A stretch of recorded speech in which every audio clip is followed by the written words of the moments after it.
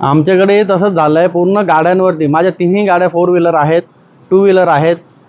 यांच्यावरती एवढे टिपके म्हणजे पडलेले, मी अक्षरशः गाडी बघून वॉशिंगला दिली. वॉश करून आणल्यानंतर पॉलिशला दिली. ते पॉलिशनी पण असं निघत नव्हतं. पूर्ण डीपमध्ये त्यांनी पॉलिश पेपरने झिरोच्या पॉलिश पेपरने घासून काढले, पूर्ण काढले. आज पुन्हा डाग पडलेत या तिन्ही गाड्यांना. आणि इकडे घराच्या वरती पण छोटे छोटे कलर केलेले आहे. मी आता घराला कलर केलेला आहे, त्याच्यावरती पण टिपके, काळे टिपके पडलेले, ते निघतही नाहीयेत.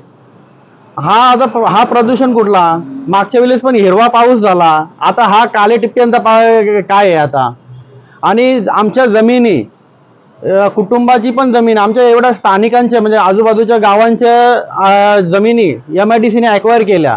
आणि आम्हाला त्याचा मोबदला, कितीही जमीन गेली तरी मोबदला 15 मीटरचा भेटतो, म्हणजे 1 गुंठा, तो पण विकत घ्या. आणि त्यांचं 99 वर्षाच्या करारावर.